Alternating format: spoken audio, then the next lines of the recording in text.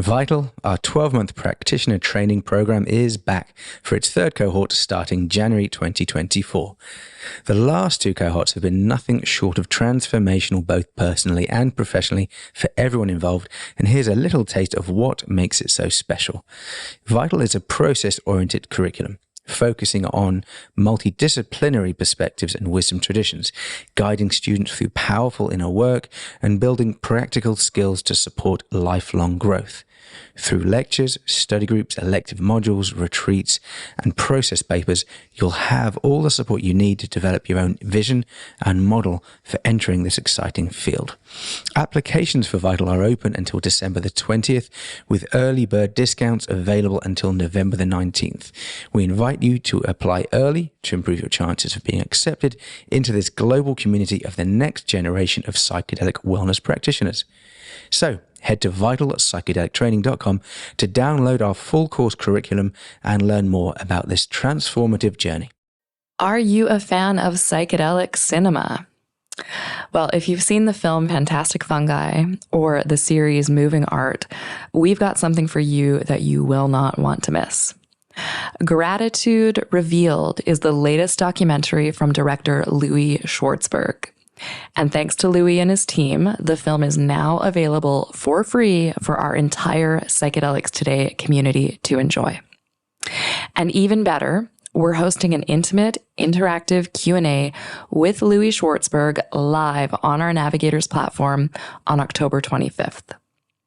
So if you want to watch the film and take part in the discussion, head to the events section of our website, psychedelicstoday.com/events, and enter your email to grab the streaming link and all the info.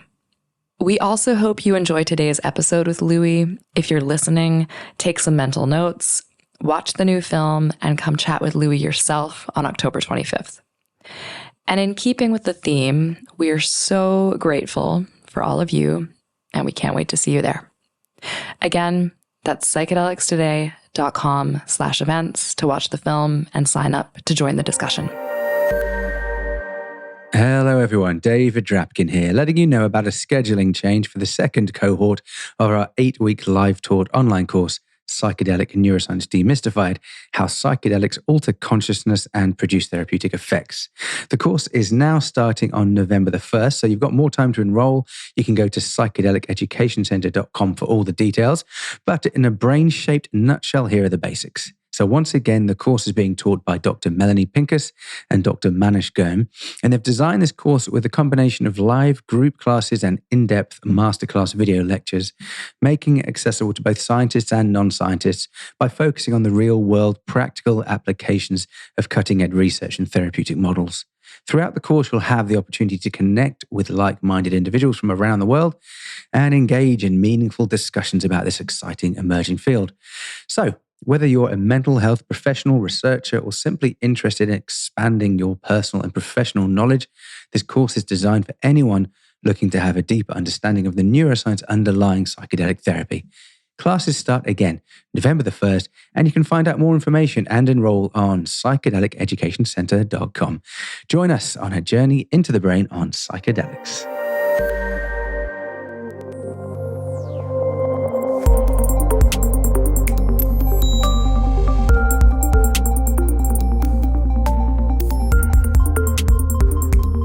Hello everyone, welcome to Vital Conversations. Here we have today with me Ido Cohen and Mackenzie Amara, and my name is Johanna, and this is actually a second round of podcast that we're doing together. Since we had so much to talk about in the first one, we just had to make sure that we're going to create another opportunity to share and to converse. And I would like to ask you both just to a really quick introduction of yourselves. I think you probably did one already in the last episode, so yeah, you can keep it brief, but just to give like a general idea for the listeners of who you are. So Mackenzie, would you like to start? Sure. Yeah, I'm Mackenzie. I am a Jungian analyst in training. I've been living in Zurich the last 5 years, training in Jungian psychology. My background is in clinical and counseling psychology, and I'm currently working on dissertation integrating depth psychological theories and psychedelics. I'm also a 5 rhythms teacher and psychedelic facilitator. Amazing, thank you. And Mackenzie is also a graduate of the first cohort of Vital, and we've been very fortunate to keep in touch since you completed the program. Ido, please go ahead. That's great. My name is Ido Cohen. I'm a clinical psychologist based in the Bay Area. I spent 5 years at the Jung Institute in San Francisco. Did my dissertation on the psycho-spiritual integration process of ayahuasca ceremonies from a Jungian perspective. I started the integration circle and very, very passionate about the intersection and interweaving of Jungian psychology and psychedelic experience, and mostly the integration of the psychedelic experience. I think Jung gave us a really, really good map that we can utilize to understand what happened and how to use that to do what he called individuation. And very, very excited for this conversation about how dreams and psychedelics interweave, especially because we have a specialist in the house. I'm excited to start this conversation. Yeah, super. So as mentioned, our topic for today is dreams, psychedelics, and symbolism. And just before we go into that, I'm just quickly gonna give a little bit of info about my background. So I am a coordinator of Vital. In addition, I have this long and passionate history with Jungian psychology. I wrote my master thesis on the Red Book, and I studied at a Jungian institute in Buenos Aires for a few months. And since then, I've created a course for Psychedelics Today on integration of Jungian psychology with psychedelics, and also teach a little bit of live classes in our current Vital program. So essentially what we share here is this mutual interest for seeing how Jungian psychology can serve in the explanation and integration of psychedelic experiences. It's always a pleasure to be with you both. And I think where we're going to start is with you, Mac, since you are actually the specialist in the house, to talk about dreams and psychedelics, since this is the topic of your dissertation.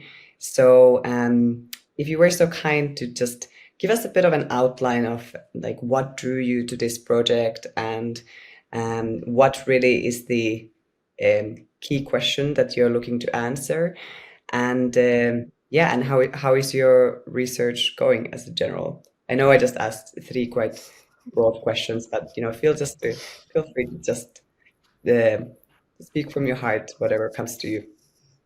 Great, thanks. Don't know how I feel about the term specialist, by the way, but we'll sit with it. Let's see. So I think, ideas in my worldview and in my experience we don't think ideas are thought, are like put upon us by the gods. And I was in analysis, in a deep process, analyzing a dream with my analyst. And I was sitting there and I was churning and churning and churning, and I was starting to loop, and I was like, holy shit, I've been here before. And I had the idea kind of emerge fully formed, like the gods just opened the channel and said, here's the idea. And the idea was, this is the same thing as an acid trip. And I was inside my dream, analyzing my dream and having the phenomenological experience of being on LSD. And it was like, holy shit, is this the same place? And as these things go, synchronicity being what it is, it was like within the same moment of time, whether that was days or weeks, it doesn't really matter. It felt very connected. I was reading Stan Grof's LSD Psychotherapy, and there are two instances where he mentions having seen that the psychological content catalyzed in an LSD experience with the client would continue in the dream life afterwards. And I was like, right. Okay, that's an interesting observation. But of course it's an observation. It's not an experiment. So the idea that needle got threaded, that dreaming and psychedelic experience might be the same. And that kind of birthed my research question of, is it? Are we going to the same place? And as I've developed that question, I've turned to scholars of ancient Greek religion, which was not where I thought I was going to go with this, but starting to familiarize myself with the work of Erwin Rode and Brian Murarescu, who wrote Immortality Key a couple of years ago, Carl Ruck. And the reason that that's been where my research has taken me is that the mystery schools, the ancient Greek mystery schools, which are the only instances of religious practice. There are no creeds, there are no religious texts from these schools. There are the practices that we can sort of infer based on archaeological evidence from these mystery schools. So the cult, they're really cults, they're not religions, if we're going to use modern parlance. They included dreaming, and they included psychedelic ingestion. And these practices were almost indistinguishable in these ancient Greek cults. So you could go to a temple of Asclepius, for example. Asclepius was a physician famed for healing dreams, and he became immortalized in the Greek pantheon after becoming like the most prominent and well-healed healer. You could go to a temple of Asclepius to incubate a healing dream, and you would literally cultivate a dream practice in these temples and wait there, dreaming there every night until Asclepius came to visit you in the form of some version of himself, typically a dog, to heal you. And you would wake up from that dream healed. So that's one practice of a mystery school. The same sort of practices, the same sort of reverence, the same sort of incubative, prayerful, activities would include psychedelic brew. So you could drink a psychedelic substance, kukion, which we believe contained LSD. Or there's a lot of evidence that it contained ergot, actually, which is a naturally occurring form of LSD, and have also a deeply healing experience, an encounter with the gods that healed you.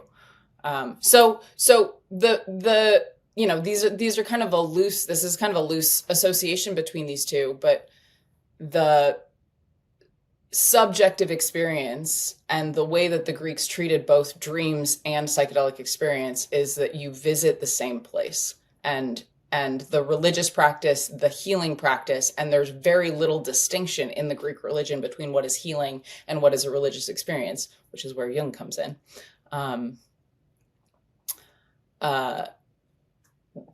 In order to heal, in order to have an experience which saves your life, you enter this underworld via dreams or via psychedelic experience. And Jung's idea is that the only thing which truly heals the psyche, the ailing psyche, is an encounter with the numinous. And this is really what defines Jungian psychology. There's a million things that define Jungian psychology, but we'll pretend that that's one right now. and the numinous being this otherworldly or underworldly or extraworldly place. So my research question is this: are we going to the same place, and can we, how I will look at that, or how I've begun looking at that, is seeing what happens in the psychedelic experience. These are it's a phenomenological study, right? So it's qualitative, not quantitative. What is it like to be in your psychedelic experience? That's the phenomenological question. What happened? What is it like for you? How does it feel? What's the quality of it? What are the qualia? And then looking at that, we'll pay attention to the dreams that somebody has in the days and weeks after their psychedelic experience and see, does what happens in your psychedelic experience continue to happen for you in the dreaming? And that continuance would, of course, happen symbolically, because the dream language is not the same as our rational language. So it's symbolic, it's metaphoric, it's associative, and not concrete. So we're going to look at, what symbols show up, how they emerge, what stories unfold, what narratives, what characters, things like this. And then a sort of subset of this question, which is emerging more recently, is, does dream analysis result in a greater feeling of integration for each participant of their psychedelic experience? So can we actually use dreams as an integration tool?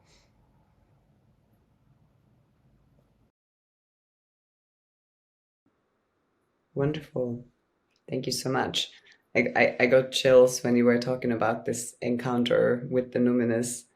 And I would definitely agree that this is one of the hallmarks. And also just seeing the dream work as an invitation to go into this underworld, and as a result to enrich one's life with it becoming more intertwined with certain archetypal realities, and being able to hopefully explain one's existence a little bit more through certain kinds of symbolic frameworks. So yeah, I really also think that this question of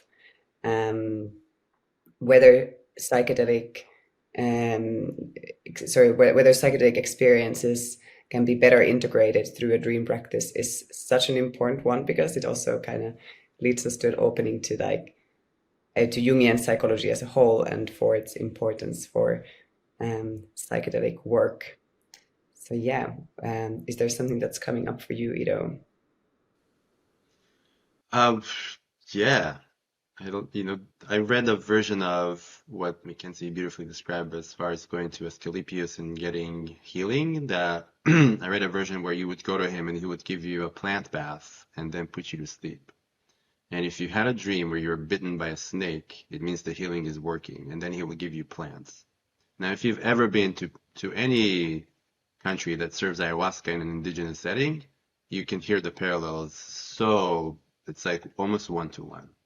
From the idea of the plant bath to the idea of being bitten by a snake, right? Ayahuasca is very much associated with snakes.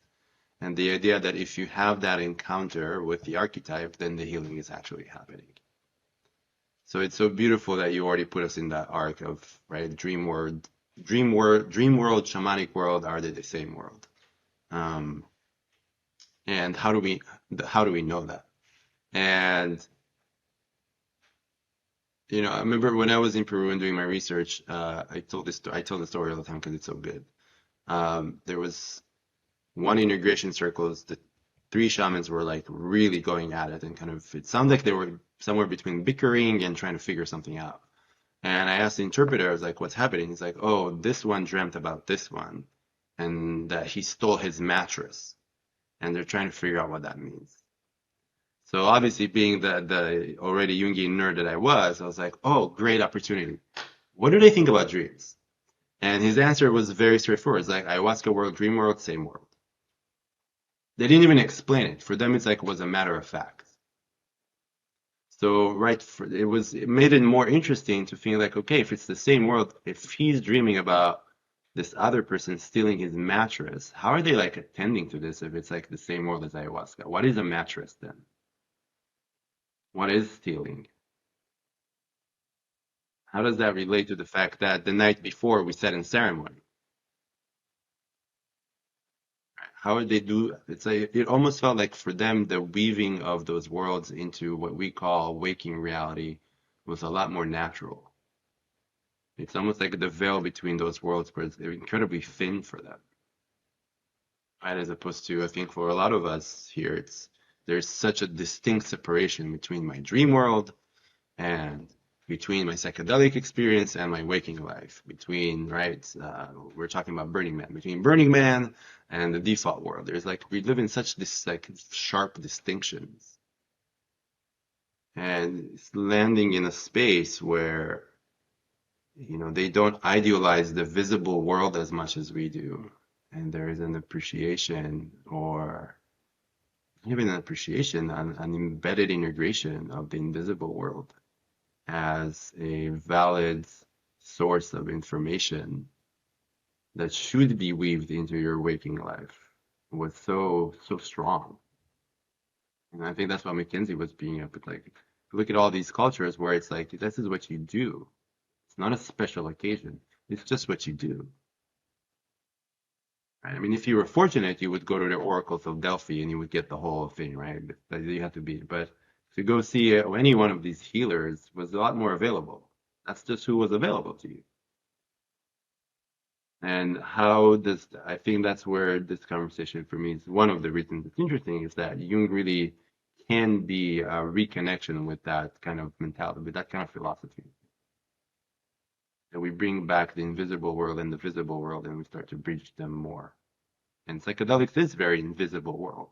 Right? Most of the experience is happening inside. I'm describing to you Certainly. that I had a profound experience with the Numinous. You can't see my experience. You can't see that I was talking with Jesus. Or I was devoured by a serpent and went on this intergalactic revelation trip for 3 hours. You can't see it, right? You have to trust me. It's funny for me when I talked with people about Jungian psychology and whether it's teleological or not, as in a certain way, um, predictive and saying that things are in a certain way metaphysically. And I think that the explanation that you just gave, Ido, of this sort of way in which the veil between the realities seemed much thinner is also just a great representation for those of who are not familiar with Jung's work, of just the perspective that he had, that there was something about this sort of indigenous, what he back then called like a primitive mentality that the contemporary man had lost, and that the actual one of the intentions of his psychology was to really bring this back and to repair this split that had occurred in the Western psyche as a result of modernization and increased rationalization. For him, that's the whole journey of the Red Book, and it's this return to one's soul and acquiring means to have this soul language by which you interpret your whole life very, very differently. Yeah, and I love that you said that. And I'm curious, Mackenzie, to hear what I'm going to say maybe it's showing up in your research, because I think what you're saying, I was preparing for this, I was listening to an interview with Marie-Louise von Franz about dreams. And the interviewer was asking her, why do you think people are afraid of dreams?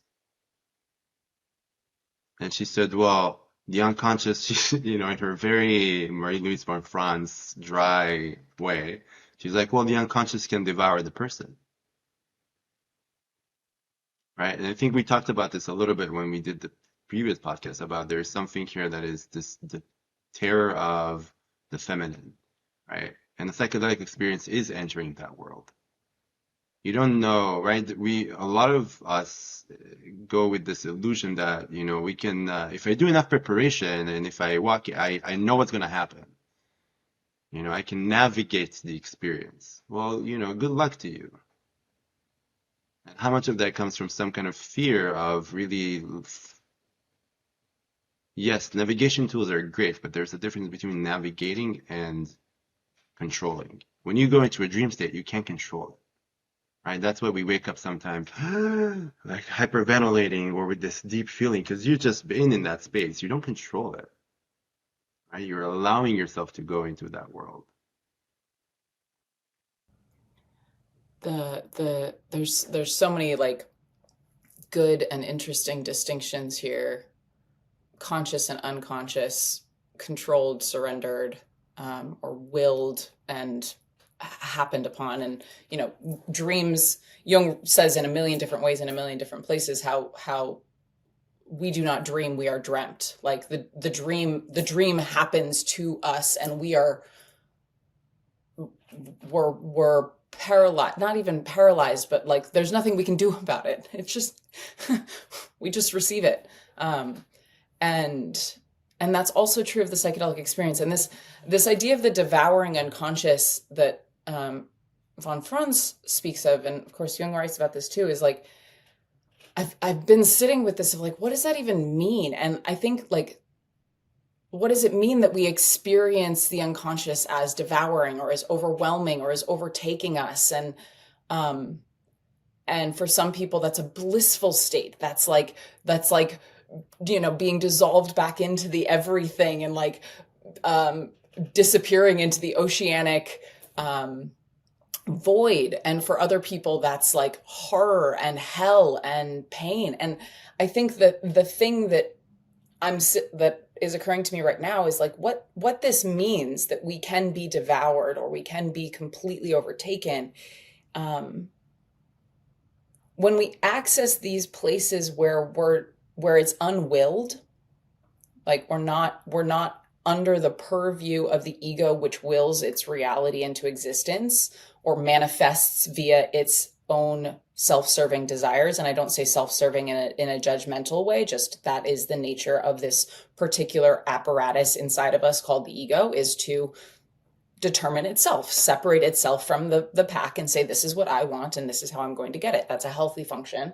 But when we're not under the purview of that, i.e. when we're dreaming or have lessened the boundaries of the ego via psychedelic experience, a lot of things happen to us that we do not will.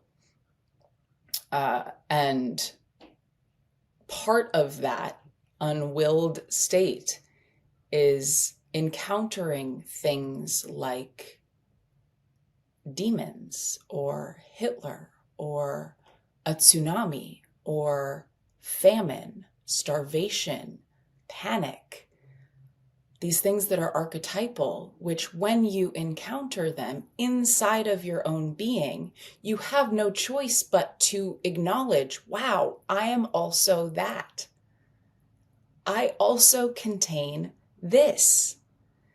So the devouring aspect is that the darkness inside of us is equal to the light. The pain inside of us is equal to the bliss. The sorrow inside of us is equal to the joy. Like, nature is inherently in equilibrium at all times. And that is true also of our psyche. This is why we call it a psychodynamic, right? It's the dynamic balancing of an equilibrium inside of ourselves. So when we feel overwhelmed or devoured by our unconscious contents, it's typically in this form where I don't actually want to take responsibility for being Hitler right now. I don't want to own that part of myself, but I must if I encounter it in a dream, if I encounter it in a psychedelic experience, because in that I cannot deny that I am having that experience, right? If it's out there, I can, with the powers of my ego, separate myself from it. My ego does its job and says, that's the long grain rice, and this is the short grain rice. I'm using rice because that's a very typical fairy tale motif of separating, right? You have to put the black beans in this pile and the white beans in this pile. So that's the nature of the ego. That those things are over there, and this thing is over here, and I'm just going to keep separating it. But in a dream, in an experience of that thing that I've separated to put over there is no longer over there. It is now inside of me. I can't deny I'm that. That's overwhelming. And it ought to be overwhelming. It's breaking down a structure of separateness.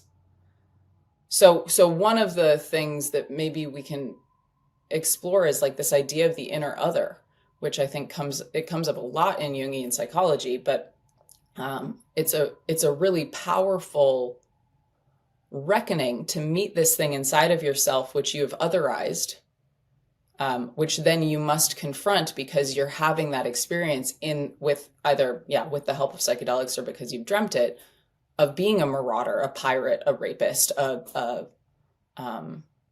or a megalomaniac, a guru, a cult leader, right? Like, or the shy child, the orphaned child, the abandoned child, right? These things that we say, I'm not that. No, I was loved, I was cherished, or I would never do that. We meet all of those things that we would never be and never do. And that is overwhelming and it is devouring.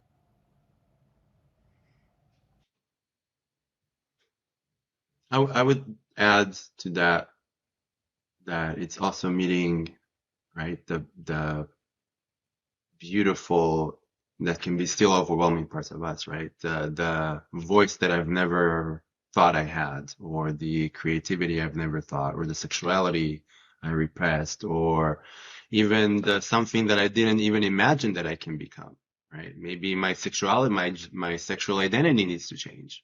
Maybe my whole life needs to be moving from being a 9 to 5 person to actually I'm gonna have to go spend 6 months in some hut in a mountain and write a book because of all my life wanting to write a book. But that's the idea of integrating that is overwhelming to my personality, right? So that, and also to that, the encounter with something that is outside of us. What if I'm experiencing collective pain?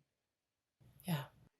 Or collective beauty, or the gods, or the archetypes that are not just my Right. personal stuff, right? And this, I think for me, I love that you brought that, Matt, because I'm thinking about, Johanna, your work, which is, right, Jung brought us, a lot of what he discovered was through what he experienced in the Red Book, right? He had to do what Mac was saying, and like will himself to get devoured for a very long time. And for a lot of the time, like being, hanging on by a thread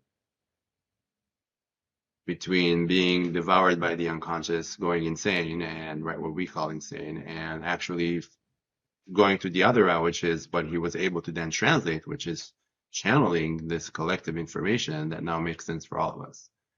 It's easy to lose track. I'm curious if you, because he basically went through a shamanic odyssey. Right? And in your exploration of the Red Book, how did he do that? How did he stay open? And how did it bring his dream work into that, right? As part of his integration process. Yeah, thank you for bringing that. And for those of you who are not familiar with Jung's Red Book, do have a look. It's essentially his magnum opus that was published way after his death in 2009. And it entails his soul journey into the underworld. But yeah, I think it's like always an interesting question to try to pinpoint, like, how did he experience it? Because also it's a good thing to know that during this time, it is also during these very intensive years from 1912 to 1917, when he was mostly working with the Red Book, he kept going with his private practice. He kept attending to his family. He didn't have like a psychotic break that completely disconnected him from his ordinary reality. And for me, I think that speaks to also that, there was something that he thought, first of all, was of utmost importance, but maybe also something that he maybe found some kind of creative comfort in, or that, that needed to come up. But why I'm talking about comfort is also because of something that you said, that the joy of self-realization, which Jung also points towards, and the joy of understanding more about ourselves is kind of at the epicenter.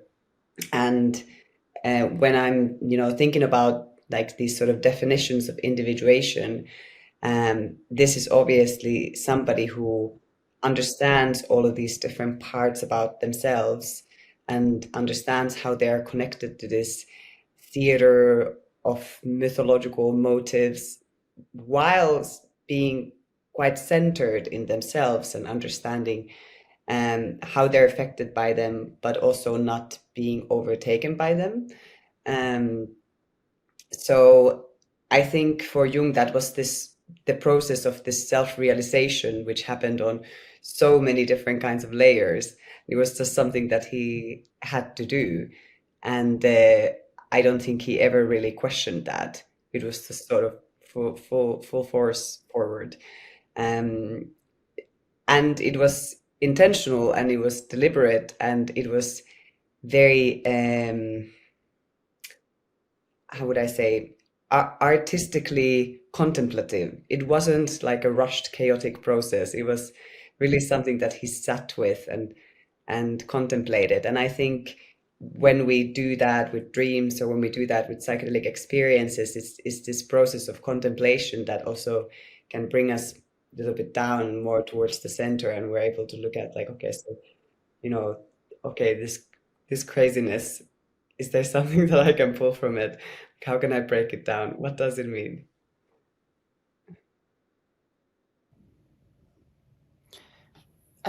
There's a couple of pieces through this that I want to just pick up and look at.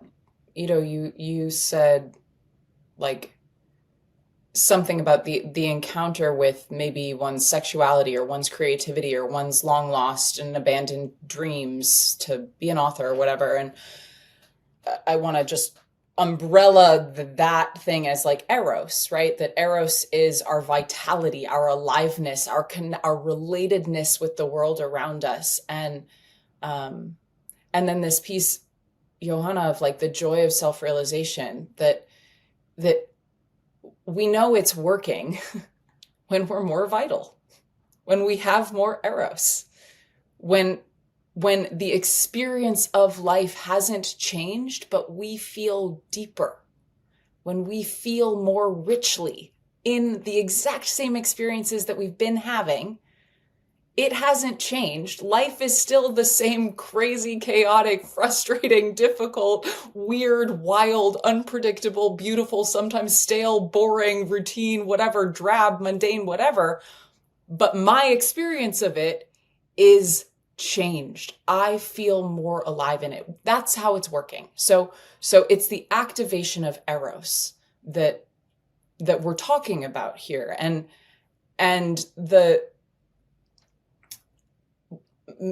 we could say that Jung's work in the Red Book and his soul journey, his night sea journey through that,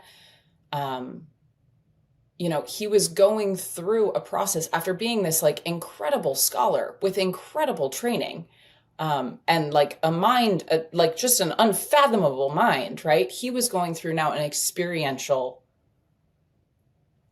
undertaking. So this had all been theory and training of the mind, but he'd never had the emotional, the emergent experience, the erotic, and I don't mean sexual by that, I mean vital experience of psyche until he let himself do it. So dreaming and psychedelic experience is inherently experiential. And when as a psychedelic facilitator, one of the things that is imperative to say, and I say this to every single group and every single client that I work with, the time for interpretation is not during the experience. During the experience, your only job is to experience, to feel, and be present for. Because that is what brings up the vitality, right? Our Eros lives inside of this emergent property of I'm alive. I'm here. This is happening. Ido, you mentioned earlier, like the forgotten feminine or the disavowed feminine. And we can say that that quality of vitality and presence with what is happening is a feminine quality. It's not abstract and conceptual. It's here in the body. It's breathing. It's alive now. So Jungian psychology, and Jung himself said this, is a feminine psychology. Psychedelic experience, it's called experience. We're not talking about psychedelic theory. That's a different conversation. We're talking about psychedelic experience. We're talking about the feminine aspect of something which could have a masculine and feminine, right? A conceptual and an experiential. The experience of psychedelics, or the experience of dreaming, brings us closer to what is alive in us. And the soul aspect of that, if we want to use that language, the soul is the part of us that is alive, that has only ever always been alive in the moment, whatever is happening, whether that's suffering or deep joy. The soul is alive in that. And there's an ecstasy in that. There's an ecstasis or a self-transcendence in meeting that aliveness. And I think I had a supervisor who, this was a really hilarious moment for me. You know, I'm 5 years into Jungian training, hundreds of hours of coursework, hundreds of hours of client work, hundreds of hours of personal analysis and supervision. And a few months ago, I'm sitting with a supervisor, and she says something that has probably been said to me a billion times in the last 5 years. That thing that happened with your client, right? I'm describing a situation with my client. She goes, "Do you see how you felt the aliveness in that moment?" And it was like the drop in the bucket of like, oh my God, that's what we're doing here. How did I not get that this whole time? I've been studying this forever, and I didn't get it until I got it. Right. We're tracking vitality in the human psyche. We're following Eros wherever it wants to go, i.e. following the thing that wants to live through us. And that's the process, the joyful process of self-realization, the joyful process of individuation. What is alive in me, and how does it want to live out through my being? And as a facilitator or a space holder, we're kind of tracking that in the other person. What makes you come alive? What does that look like? And our dreams can tell us something about that, right?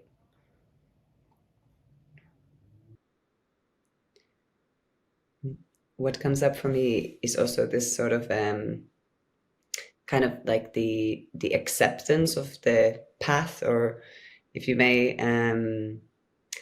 or at least the sort of acceptance of the mystery. And I think Jung also went through that process. Like, well, he was, I think the initial years, the sort of the turbulence around 1912 when Jung had his break, and this sort of, kind of struggling with this idea of being thought of as mad, or thinking that he was mad himself. And I think there must have been some kind of shift that happens when you actually realize, like, you know what, this is not madness. Like, there is something here that's gonna lead me to the deeper mystery of my own being. And to follow that is, I guess, what you would call the hero's journey, or the heroine's journey, as you did in your you presented in your presentation, Mac. But I just think that there's kind of like when people resist the unconscious, and you can see this in people who say, like, well, I sleep very poorly, I smoke weed every night to go to sleep, or I take some kind of sleep medication that prevents me from dreaming. And it's like people who really don't like dreaming, and then when they maybe experiment with coming off it, and they start to get a lot of nightmares, because it's almost like there's been like a bottle cap on this bottle that now wants to emerge, and it's going to feel very intensive at first because you haven't been engaging with it. And and there's maybe stuff, I don't know, I feel like this idea of things being bottled up kind of works in this Jungian context. But then once you start to accept this engagement with these different types of symbols, and you actually get curious and start paying attention, you enter like a different type of zone, and every dream, no matter how dramatic, is kind of a new potentiality to just understand your own process better. And I think that's, really when the beauty starts to unfold. Mackenzie, you're so good at making it vibrant. I just love it. Like I can really feel the Eros. Even that sentence, it's not a psychedelic experience. Psychedelic experience, not theory. Uh, there's not going to be a way to convey this unless people listen to this, but there's so much nuance in that statement, right? It's a psychedelic experience. Can you experience? Um, and it's so good. Um, and I think it ties to what you're saying, Johanna, because I don't think I would like to present that people, it's not that people don't like dreams, they don't like how they feel or what they sense when they dream. But because if I give you a happy dream, you will drink that all night. You will try to go back to sleep to have a little bit more of that. And same thing with psychedelic experience. I've seen so many people who went through and the first half was hell, and they can say midway, I'm never doing this, never ever coming back. And then they have a really good hour and they can't wait for the next time. And right, this is where psychedelics and dreams do it, because it gives you a clue about, right, what Max said before. What are you trying to push away? What in your dream, what in your experience you don't want to experience again? Because that's the thing you actually need to experience. That's where that's where dreams and psychedelics, the integration piece works so well together. It's like, what are the feelings? What are the sensations? What are the images that came to you that you don't want to deal with? You're like, oh, no, I just want to push away. Because that's where your vitality, that's what Max said it so beautifully. It's vitality, it's life force. The fact that you can feel that level of repulsion is a good clue for you. Right? But that requires us to kind of train our ego to see a little bit less dualistically. That just because I'm repulsed, it means it's bad, as opposed to no, just because the fact that I have such a strong response means that there is life there. I was doing this, we're prepping a course with an organization called Shefa, and we were doing this analysis of part of something from Jewish spirituality. And it says that if you put bitter with bitter, it becomes sweet. And we were trying, like, working in that sentence. And we, all of a sudden, me and this other person, Zach Kamenetz, we were like, oh, this is trauma work. When you take consciousness about something that's painful and you work with it, it doesn't taste good. But if you stay with it for long enough, it starts to become sweet. Right? You start to realize how this pattern, this complex has been dominating your life. And now you can start seeing there's a different way. And all of a sudden you feel a little bit more compassion for yourself. And you start seeing there is a way to do it differently and create better situations. Right? So this is where I think there's at least in the way I was trained, and I'm curious to hear from both of you, right? The idea is that when you do psychedelics and when you practice with psychedelics and dream, you're training yourself to see reality from much more than just one vantage point of good, bad. Right? This is where you start seeing that emotions are, just because you're hurting doesn't mean it's bad. Just because I saw this fiery Buddha in my psychedelic experience and I felt fear, it means that image is bad and my response to it is bad. No. Right? You can start imagining, you can start feeling in a different way, which is living in more vitality, being able to have access to more vitality, to Eros, like Matt said so beautifully. Mm-hmm. Yeah, it's that great Joseph Campbell quote from Here with a Thousand Faces: "The cave in which you fear to go holds the treasure that you seek." That are, and this maybe ties into psychedelic integration, like, and yes, certainly to your point, trauma work when we sit with the things that we have disavowed, fear, loneliness, rage, deep heartbreak, deep loss, or to your previous point about the golden, like our sexuality, our creativity, our inspiration, our renegade, our rule breaker, our rebel, like when we sit with these things, first the first layer of it is, wow, I rejected that to save myself. At some point I rejected that to save myself, and man, that was a clever thing to do. Good job. So like the very first threshold guardian that we pass is some recognition that there is a self-protector in me that kept me safe in an untenable circumstance. And holy shit, I'm so grateful to that. Thank you, Psyche, for getting my sexuality out of the way so that I could stay safe in my family system. Thank you for getting my artist out of the way so that I could be accepted by my caregivers. Thank you. That was really clever. I really appreciate that. So you get this kind of, again, back to the experience. This isn't theory. You have an experience of the wisdom of your own psyche. And like dreams also bring us into contact with that, right? Because we're not controlling the content. And when you sit with a dream image that maybe scares you or that you avoid, when you sit with it long enough for its purpose to be revealed, it's like, man, cool. Thank you for sending me that image. And you can start to trust that there's something larger inside of you that has your back. And like that level of trust, that level of like existential secure attachment is what I've been calling it lately, is like, as I lean back and knock over my, is unfuckwithable. Nobody can take that from you. Once you have that, you're good. All the chaos can happen around you, but you've got something inside of you that nobody can touch.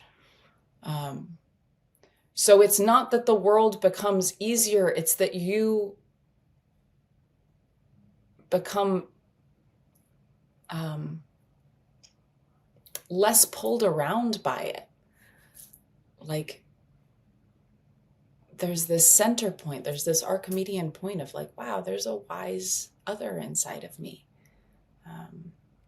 And the wisdom of that trauma, right? The wisdom of that suffering, the wisdom of that particular loss, that particular heartbreak at that time.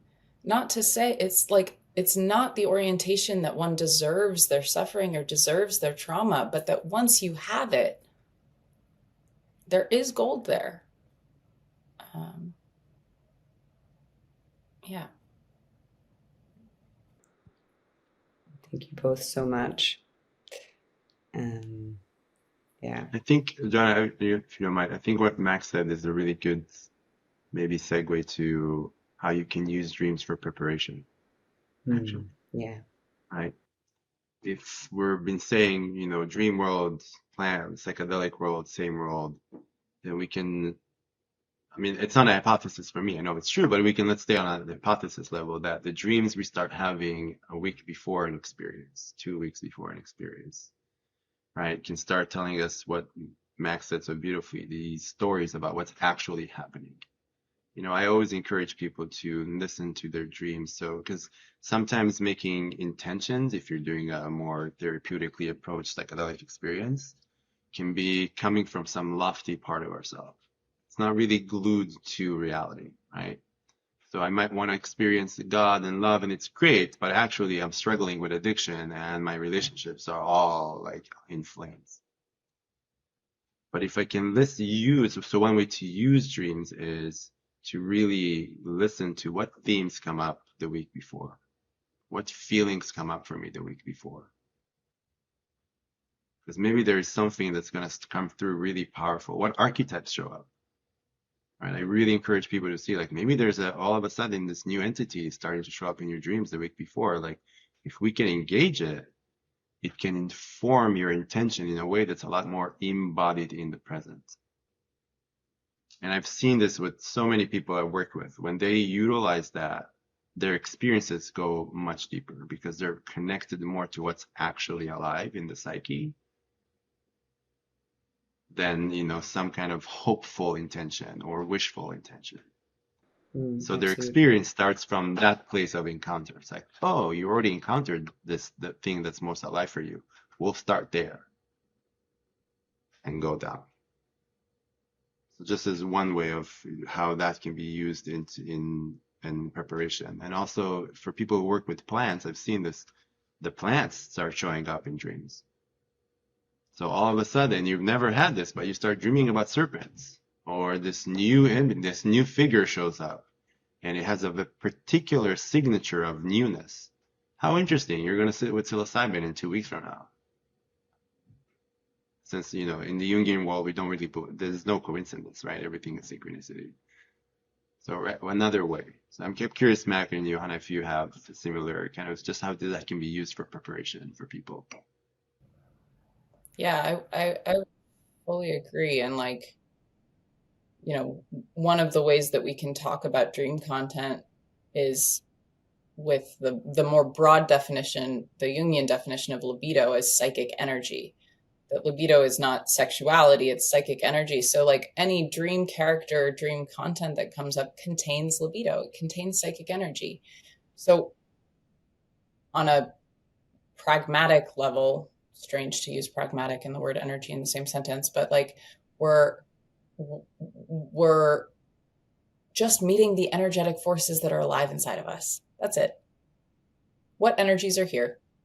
Is there an energy of fear? Is there an energy of anger? Is there a volcanic energy? Is there a rainforest energy? Is there a peaceful energy? Is there a trickster energy?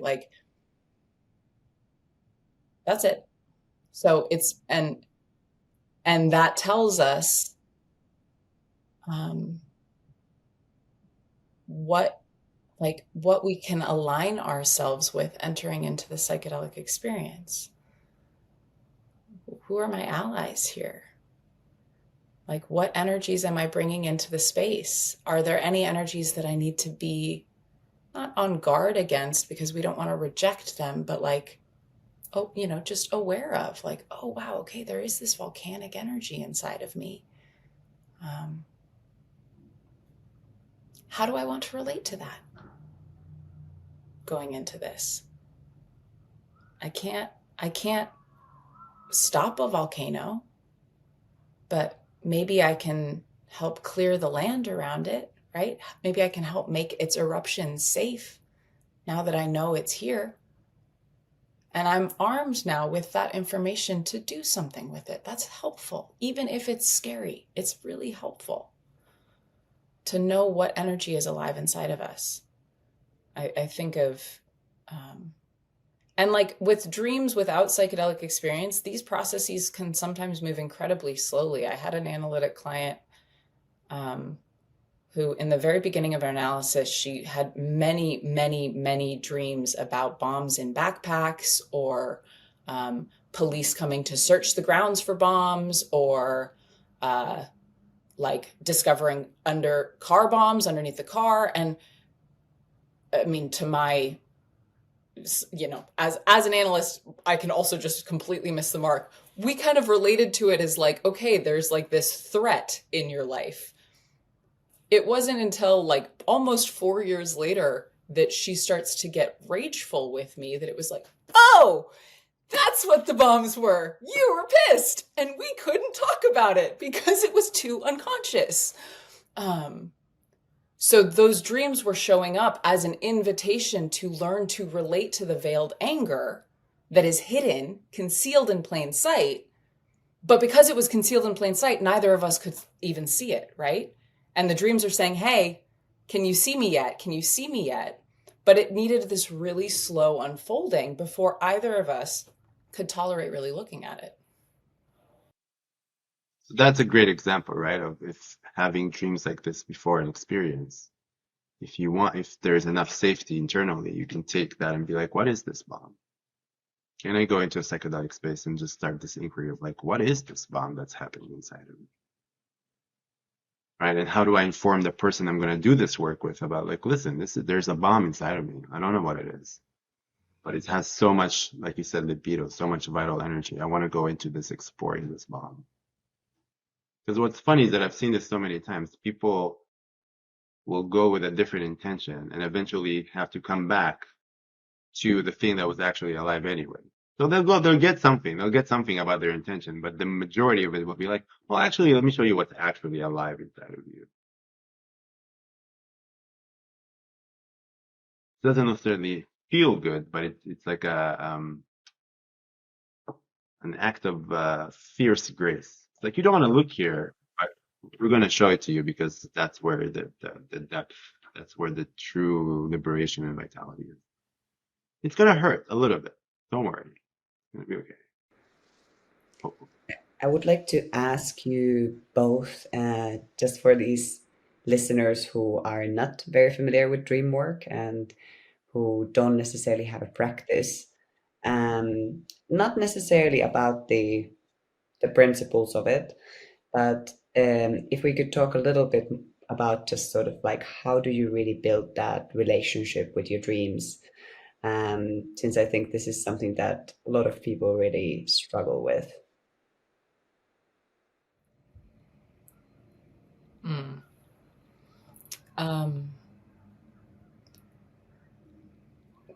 going to go neuroscientific here because I think it helps speaking to the rational mind a little bit in this, since the rational mind is usually the thing that gets in the way of our capacity to be with our dreams and remember our dreams. One neuroscientific theory that's popular in psychedelia is that of the default mode network, right? That there's this interconnected network pathway of different brain regions that is responsible for like our biographical assertion of self, the sense of I, the sense of history and future. And it's that network that becomes less active during psychedelic experience, opening up the possibility for other networks like the salience network, which is more about emotional attunement and affectiveness. What is affective in us, or like emotionally valent. And the salience network is also really associated with learning and play. So psychedelics, this is part of the theory for how psychedelics allow us to learn things more quickly, is that they're tapping into like the salience network, the emotional part, less the default mode network that has us orienting to time and space through our biography, through our biographical self. So during dreaming, the default mode network is also pretty much offline, which is just an interesting commonality and part of, again, like how we can say that dreaming and psychedelic experience is very similar.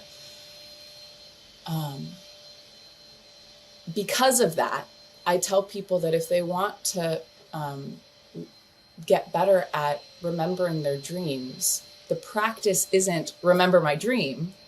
It's not that action. The practice is hold off the default mode network for as long as possible in the morning. Hold off the experience of being an I. Like, just like in meditation, what we're doing is practicing expanding the amount of time that we are in the present moment. And a thought comes in and you don't demonize the thought, and you maybe go off on a train of thoughts for 10 minutes. And then you realize, oh my God, I've been thinking. You come back. Okay, now I'm witnessing. And the practice of meditation is to bring that amount of time where you've been thinking and then come back to the witness into lesser and lesser and lesser. So in the same way, I think that the practice of remembering one's dream is to expand the amount of time before one becomes the person that they need to be that day, the person with the to-do list and the physical needs and the emotional needs and the family caretaking needs and the biography, right? So I want to create a stopgap where I'm awake, but I'm not Mackenzie yet. Mackenzie hasn't come online. My default mode network hasn't come online. And focusing on that as the practice instead of I will remember my dream, actually, like what fills that space is the memory of the dream. in the same way that like our psychedelic experience is allowed because we lessen the default mode network. I think the dreaming is allowed when we intentionally keep the default mode network offline, as it is already when we're asleep.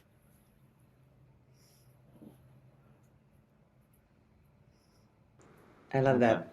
I think that's such a wonderful way of kind of transmitting that it's like attuning to your soul, taking a little bit of time every day to really witness what's going on with this part of you that you will never really fully understand, that potentially has lived many lifetimes before, potentially will live another few lifetimes after this one.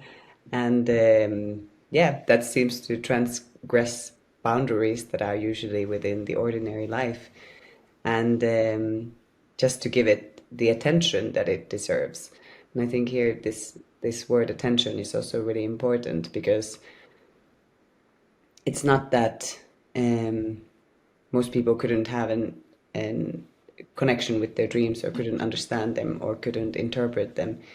It's just that most people don't see it as important enough to do that, and rather this is one of the last ones of their priorities. And I also like to think of the psyche sometimes as kind of this conscious entity with its own sort of personality and wishes and desires and characteristics. And yeah, if this was a person, if you were never to prioritize this person, never really fully deeply listen to them, why would they tell you anything important? Or they might get really angry that you're not listening. Yeah, this also. They might get really like, hey, hey. I mean, you described it really beautifully before when you said people who are, by no judgment, need to suppress their sleep time, right? With substances, with whatever. And when that gets taken away, the first thing that comes is nightmares. Right? We can talk about what makes a nightmare, because that's parallel to what makes a bad psychedelic experience bad, right? There's a parallel there. But I think it becomes nightmarish because it's like, hey, you've been suppressing this expression. You've been suppressing me, this entity, for so long. I'm pinned up here all with all these feelings. I'm going to come at you and it's going to feel like a volcano or a tsunami. And that's right. Usually there's a lot of drowning, like overwhelming. It's not even a feeling. It's just like a somatic overwhelm. Like, oh my God, I don't want to dream ever again. Yeah, I always recommend I love what Max said. I always recommend my people I love people who are skeptical of dreams because it's always a fun, playful experiment. Like, okay, you don't have to believe dreams, but let's do it by the way of experiment. What if you just put a notepad next to your bed and a piece of pen, and every night when you go to sleep, for just give me 2 weeks, tell yourself, oh, I would like to dream tonight. And no matter what you wake up with, write it down. It can be a word, it can be a song, it can be a fragment. And it's always interesting to me how to see how within 2 weeks there's like this little shift of like, I have been noticing that something is happening, but I don't know if it means anything. It's like, great, you don't need to know if it means anything, but you're slowly on board with the idea that there is something. There is someone on the other end of that phone call. That's good enough for me, right? It's like, start with that before you become a believer. That's fine. Skepticism is good. But to start with and I think that for me, it also ties to, one thing we talked before the call, Johanna, you talked about that we want to talk about integration in dreams, which is, I really recommend to people to do that after. What if you play with the idea that your dreams in the first few days after are a direct continuation, right? If we said the veil between the same veil, same world, who are we not to say that because the default mode network, like Matt said, is actually not as active after an experience, you have more access. There is less of that, like the shadow side of the analytic security-seeking part of us, what if a psychedelic experience is continuing? Can we tend to the dreams as just like, oh, okay, here it is. Here's more information.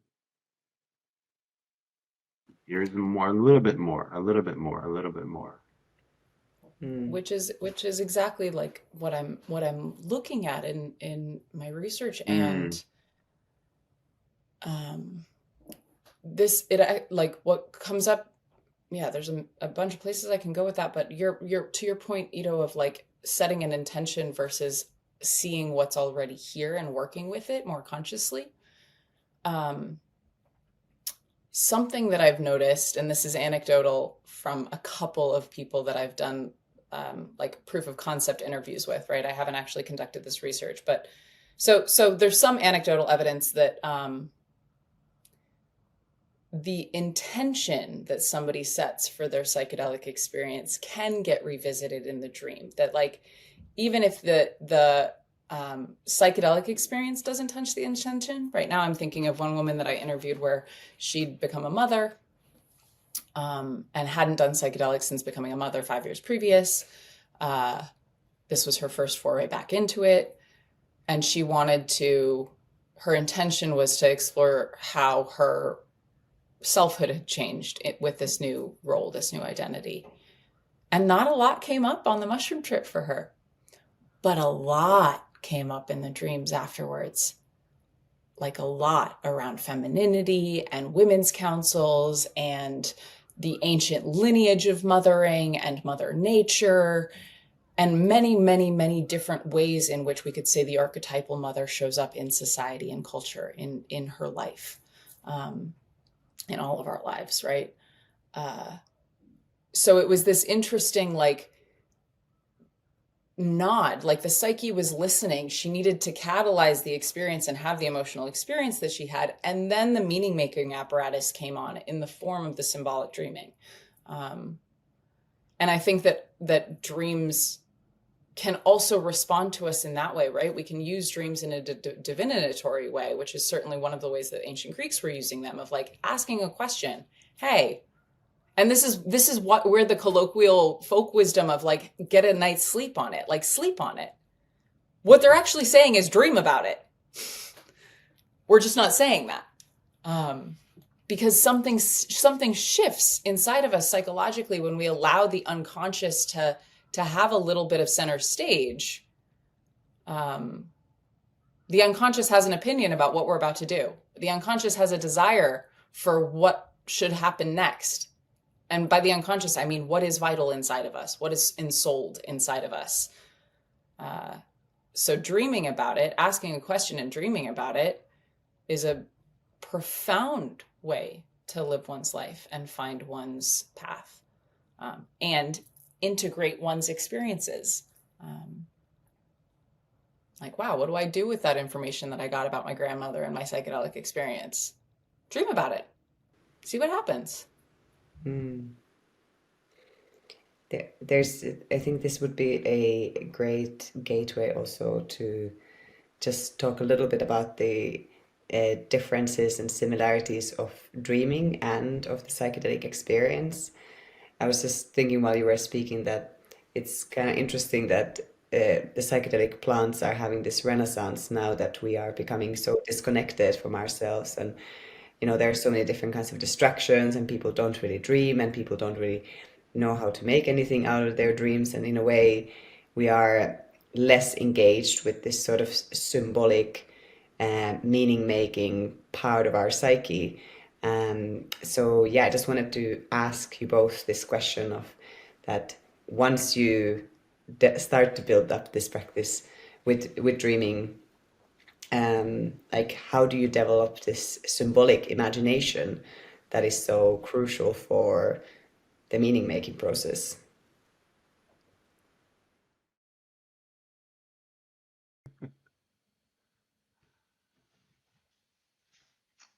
I would say, I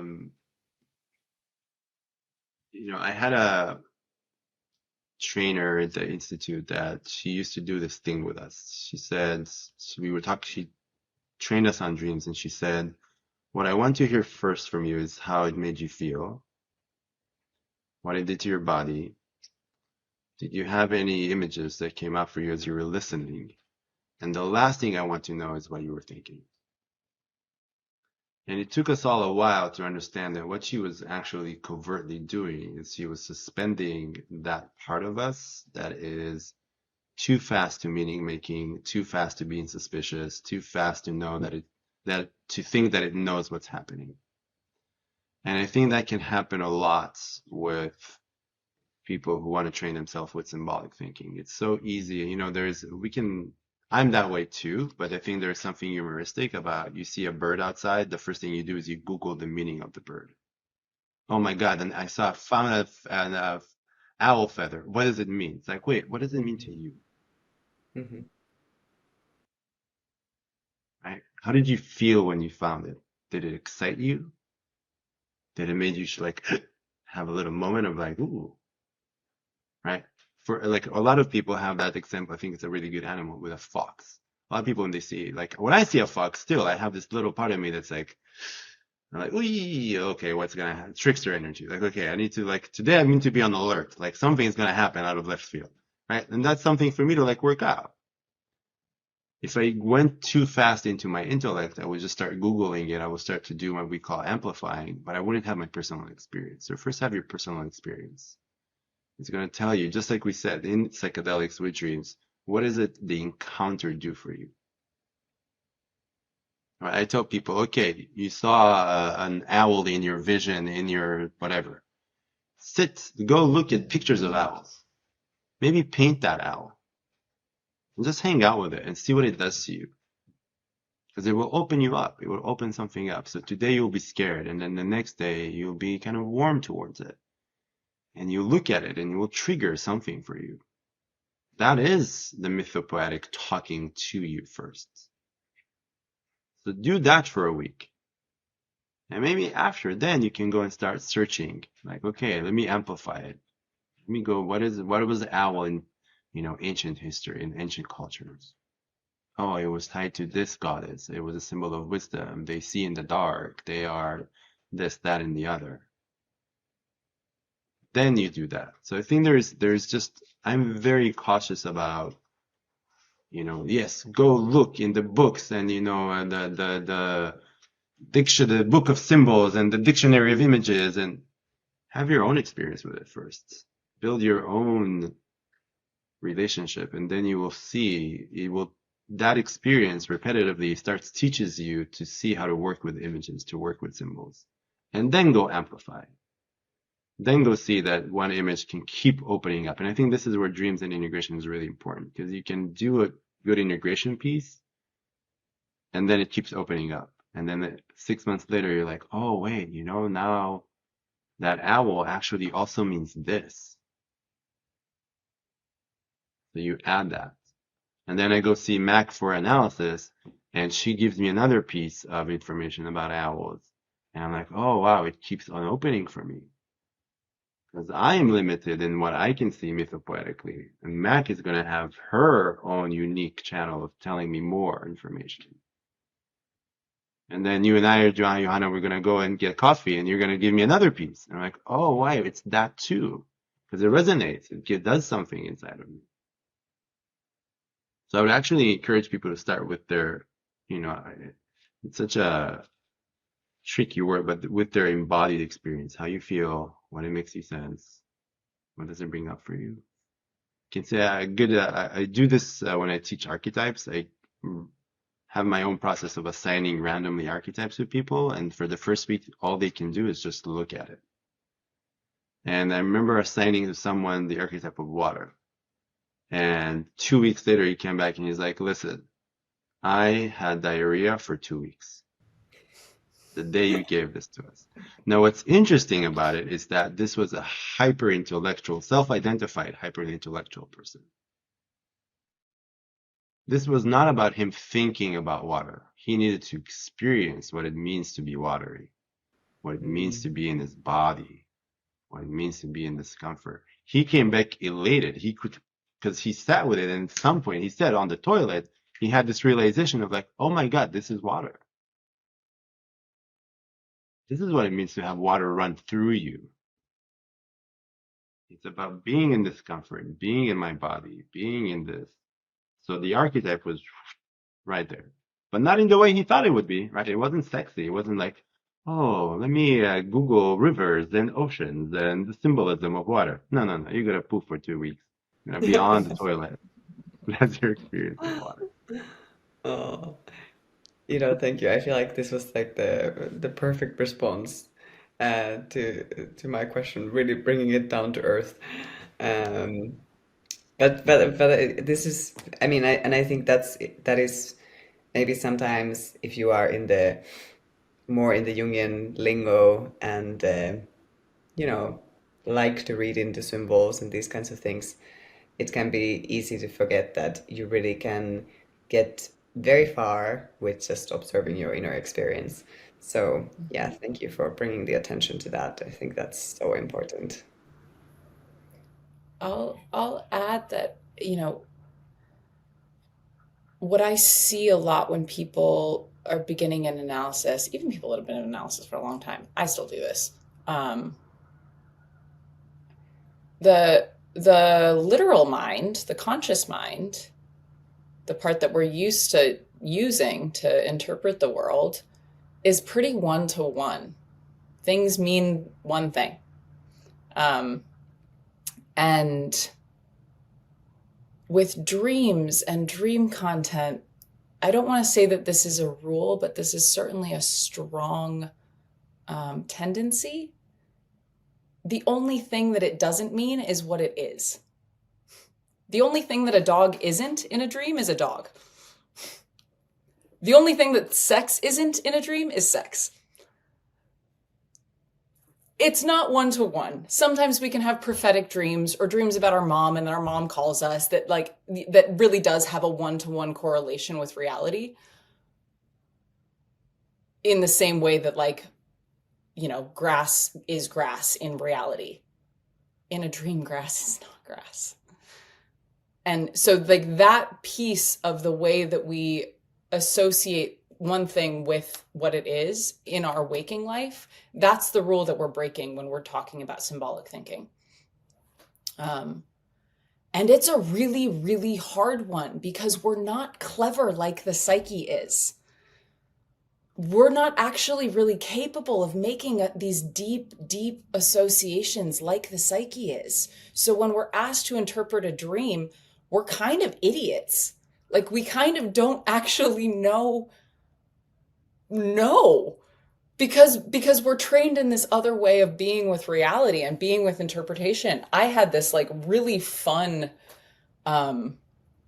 experience with I'll say sophisticated analytic client, and I say sophisticated because he's got a really, really rich dream practice, and his ability to be with symbolic thinking is quite advanced. And we were working with a dream where he was being chased by a pack of coyotes, and we got really distracted by the coyotes.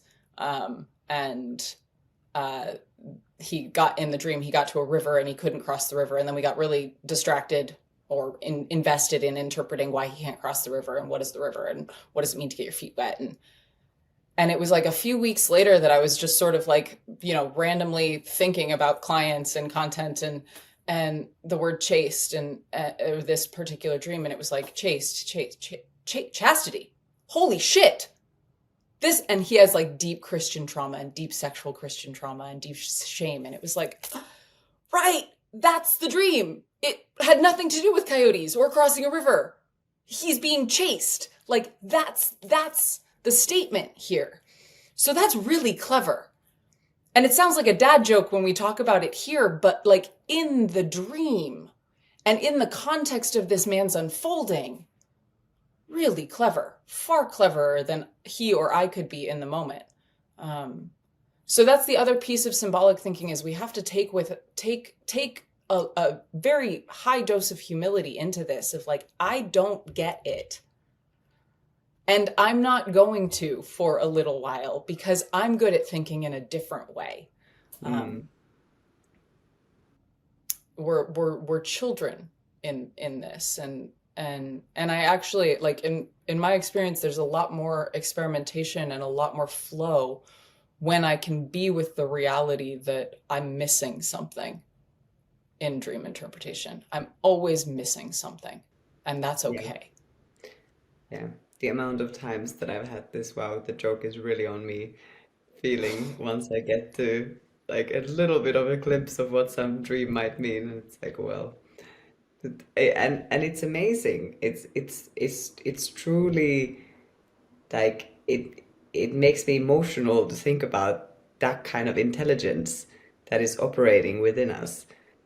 I think it's just so amazing. I remember one, I actually don't remember if this was a stream that somebody told me or if this is an example that I've heard through a podcast, but it was a dream about somebody who was like taking the insides of the shoe off, and like, you know, they had this dream and they had no idea what it could mean.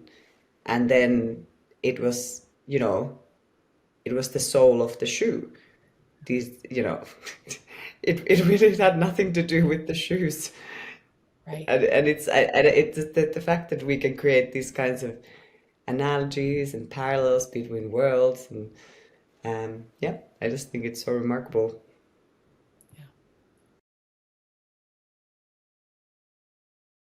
Yeah, it is. Which automatically for me parallels. Sorry, Michael. No, go. It just for me it parallels what you said, both of you, to integration with psychedelics, right? How do I like to say, don't create exclamation marks, create question marks. Like, it's this, and what can it be more? It's this and what, right? What you said, Mac, and what you're saying. It's like, how do I stay your best, maybe one of your best friends to like developing symbolic thinking is just being curious. It's the sole of a shoe. I mean, that's just fucking brilliant. But if you can't be curious about it, it's just a shoe. You're like, wait, what is the inside of a shoe? It's a sole. Oh, wait, sole. Okay, that. And then you're having a response. Oh, chastity. Like, right? Something inside clicks. And there is this visceral response. And I think that's another similarity between dreams and integration of psychedelics. We want to get to some kind of conclusion, right? As opposed to what you're saying, Mac, it still is a psychedelic experience. Even after, it still is an experience. You keep experiencing it. You can land in insights, but that's not the end of the road. It doesn't mean that, right? Like, one of my pet peeves is like, I figured that whole psychedelic experience out. How? How did you do that in 2 weeks? Right. There's There's something also. You gather gems, but keep curious. Go ahead. It was just, yeah, there's something also in, like, you know, another similarity between dreaming and psychedelic experience is the how emotional it is. And we actually know this neuroscientifically also, that the emotional emotional centers of the brain, like I was talking earlier about the salience network, but also the limbic system, super, super active during psychedelic experience and dreaming. So we actually have the capacity to feel feelings more. And that's another piece of dream interpretation that is, or rather symbolic thinking, that is challenging, that the communication is not going to happen necessarily through language. It's going to happen through feeling. So talking about the dream is through language. While we're talking about the dream and interpreting it through language, we need to be tracking the emotional experience. Wow, when you said that word, it felt like the bottom dropped out of the room.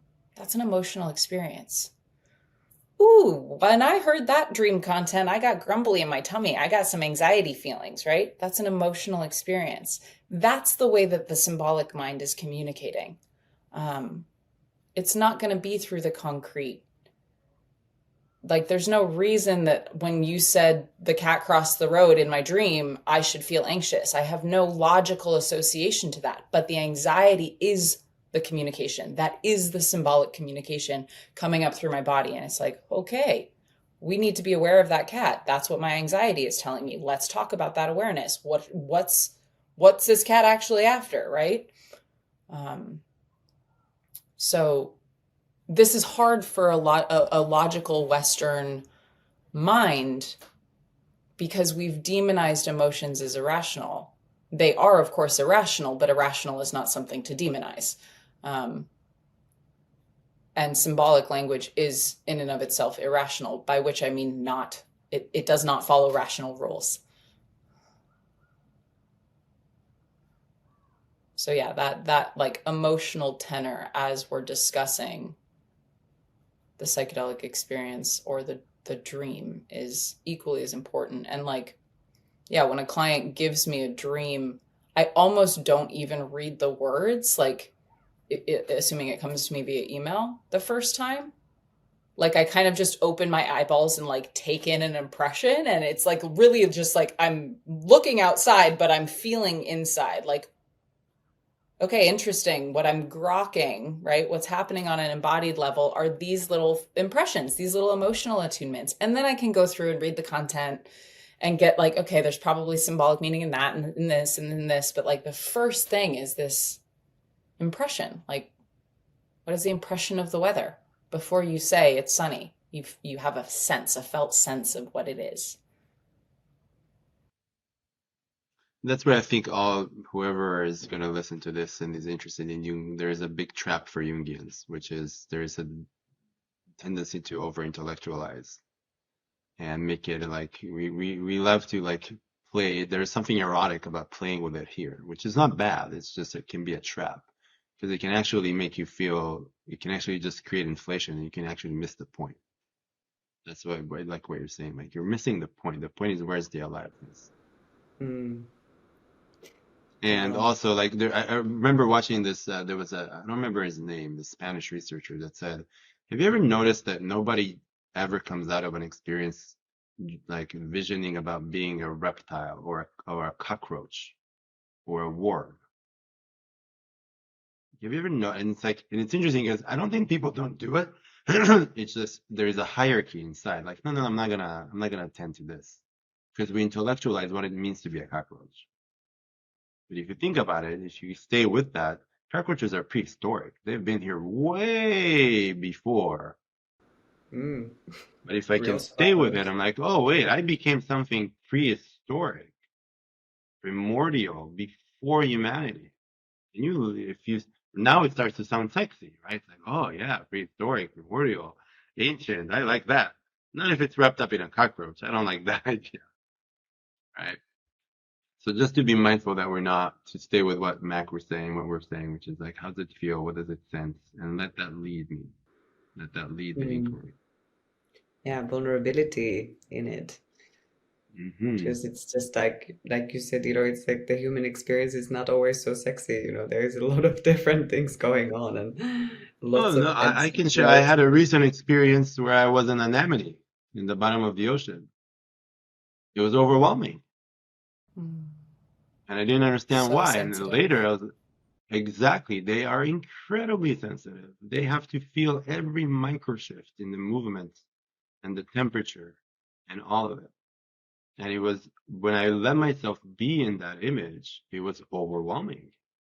But it was also incredibly beautiful to be able to experience life with that level of sensitivity. The level of awareness is uncanny.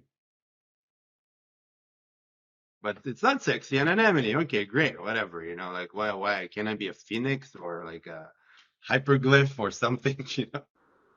But I mean, I think that's just one of the boxes. The point is just to, I think that has been mentioned already during this podcast so many times. It's just to discover all the ways in which we can feel more and experience more and our vitality. So, I think it's something that Max said that, it's something that Max said early in the beginning, right? These are all experiences with the numinous. The numinous wears all the shapes. It's only our human hubris that like searches for it in particular shapes. Get rid of if we kind of quiet that hubris a little bit, and let the self, let the numinous talk in its own language for a second. We can all be humbled to see how vast its language is and how it can find us even in the most ridiculous images that we deem ridiculous. I want to come back to this image of the cockroach because if I may dub a symbol for this conversation, I actually want it to be the cockroach because it fully embodies the rejection of something that is so prolific or endemic in Western culture, that we're rejecting. We're categorizing things as worthy and unworthy, right and wrong, good and evil, right? And so there becomes this whole collection of things that are rejected. But what does the cockroach do when we turn on the lights? It runs to the dark. And what are we talking about here? We're talking about the things that happen inside of us when we turn off the light of consciousness. When we let go of that rational, conscious mind, things happen inside the dark of our own being, by which I mean the mysterious aspect of self, the underworld aspect of self. So a cockroach is such a fucking beautiful and profound symbol for that like there is a part of us that is constantly rejecting the light and fleeing into the dark because that's where it is safe. And that's the ensouled part. This dark place that is untouched by literal thinking, that is untouched by the ego's will, and the rational mind, consciousness, and the light of consciousness, it thrives in the dark. And when we're when we're dreaming and when we're engaged in psychedelic experience, we're accessing that part, which is great. Like, cockroaches are fucking spirit animal for this thing. Should we put it in the title on psychedelics, symbolism, and cockroaches?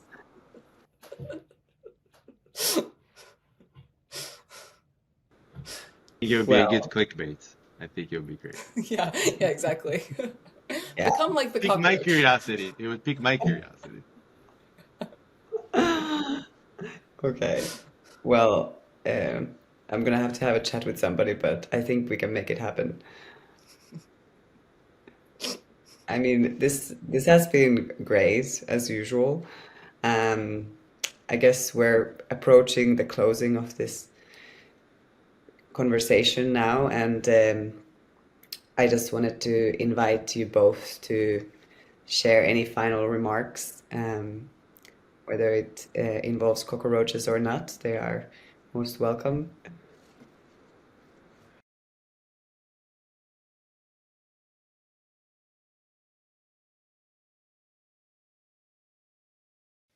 I hope that whoever listens, go ahead.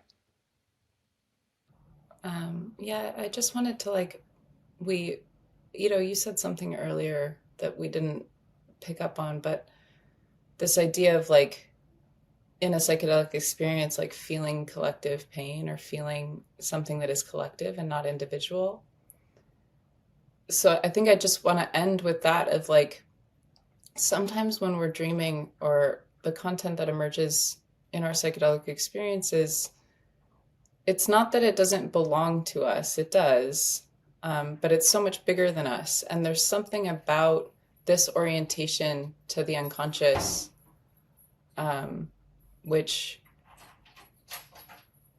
allows, not even allows us, it teaches us how not alone we are, and how truly collective we are as creatures.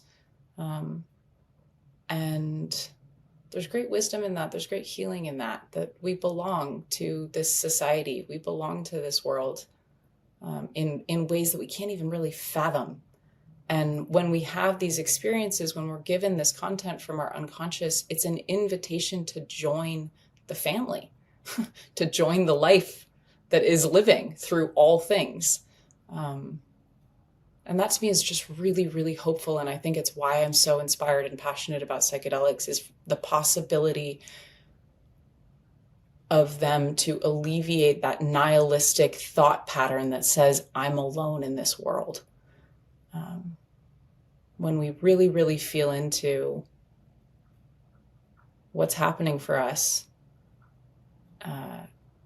it's collective. We're in a collective experience constantly, all the time. And that's really beautiful and healing. Thank you. I think my last add would be hoping that this conversation is helpful in kind of in the same vein what you were saying, Mac, but take away the barrier, or I shouldn't say take away, making peace with between the visible and invisible, right? Between the feeling and the thinking, between, because I think that's from my experience where a lot of integration of psychedelics kind of falls apart when we step out of the enchantment of the psychedelic experience and go into, okay, now we have to do another bridge into the real world.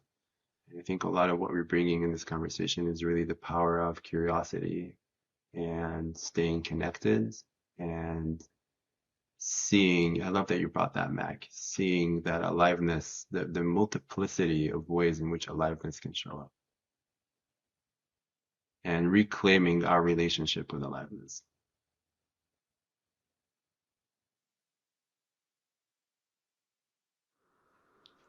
Beautiful, both of you. Wait, Johanna, what about you? Do you have a closing remark? Oh, I was just so focused on how great your closing remarks were that I didn't really think of one.